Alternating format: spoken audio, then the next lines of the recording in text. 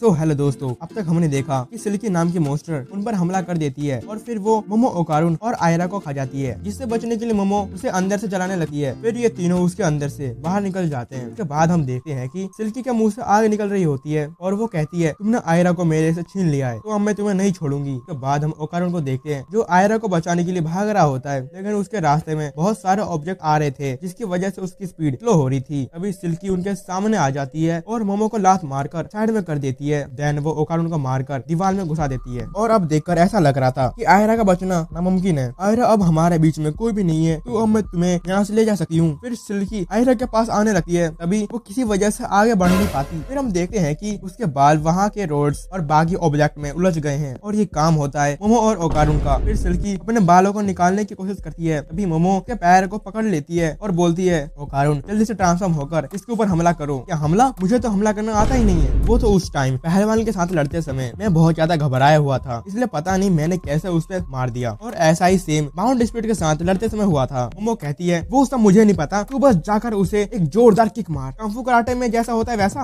अभी सिल्की अपने आप को आजाद कर लेती है और उन पर हमला करने आती है। ओकारुन जल्दी से कुछ कर यार। फिर ओकारुन को कुछ भी समझ में नहीं आता और वो उस पर खतरनाक हमला कर देता है, जिससे सिल्की ढेर हो जाती है। फिर टर्बो ग्रैनी बोलती है, अभी इसने जो अटैक किया है वो मेरा बहुत ही खतरनाक अटैक था, जिससे ये कुछ घंटों तक उठने वाली नहीं है। और अब फाइनली ओकारुन को उसके अखरोट मिल जाते हैं। फिर टर्बो ग्रैनी बोलती है, आयरा इस लड़ाई में मारी जा चुकी है। ये सुनकर मोमो और ओकारुन आयरा को चेक करने लगते हैं कि वो ठीक है या नहीं। नहीं, ऐसा नहीं हो सकता। फिर टर्बो ग्रैनी बोलती है, जब कोई मॉन्स्टर किसी इंसान को खा लेता है तब उसका बचना नामुमकिन होता है, और क्योंकि तुम दोनों के पास एक्स्ट्रा ऑर्डिनरी पावर्स हैं, इसलिए तुम दोनों सर्वाइव कर पाए। ये सुनने के बाद भी मोमो और ओकारुन को यकीन नहीं होता और मोमो अपनी पावर से उसे रिवाइव करने की कोशिश करती है और ओकारुन उसे ऑक्सीजन देने लगता है। इतना कुछ करने के बाद भी वो उठती नहीं है। सडनली सिल्की उठकर उनके पास आने लगती है। उसे देखकर ये दोनों डरने लगते हैं और सोचते हैं कि ये दोबारा से फाइट करने के लिए आ रही है। फिर सिल्की बोलती है, आयरा को तुम इस तरह से रिवाइव नहीं कर सकते। आयरा को रिवाइव करने के लिए मेरे पास बहुत अच्छा आइडिया है। वैसे वो क्या है? मैं आयरा को अपना ऑरा दे दूंगी, इससे वो जिंदा हो जाएगी। तो हम कैसे मान लें कि तुम दोबारा से हम पर हमला नहीं करोगी? इस पर सिल्की अपना मुंह फाड़ देती है और कहती है, मैं इंसानों को नहीं खाती, मैं बस स्पिरिट्स को खाती हूँ, और अगर तुम्हें यकीन नहीं है तो तुम इससे मेरा सर फोड़ देना। उसके बाद उन्हें विश्वास करना ही पड़ता है। फिर ओकारुन ट्रांसफॉर्म हो जाता है, क्योंकि अगर उसने कोई चालाकी करने की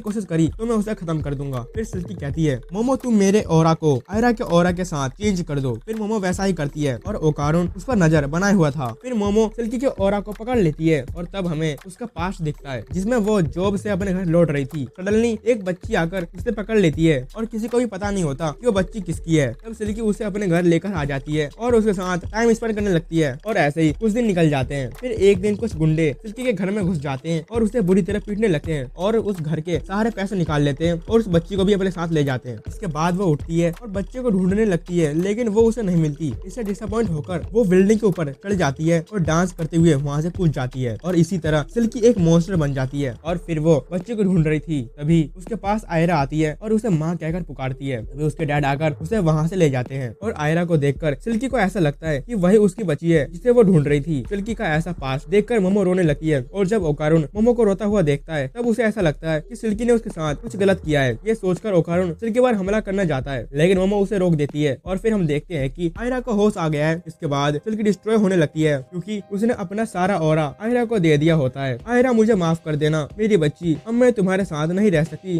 अब मुझे यहाँ से जाना होगा। तभी आयरा उसे गले से लग जाती है और कहती है, आई लव यू मॉम। के बाद सिल्की खुशी से डिसअपियर हो जाती है। इसी के साथ ये एपिसोड यहीं पर खत्म होता है।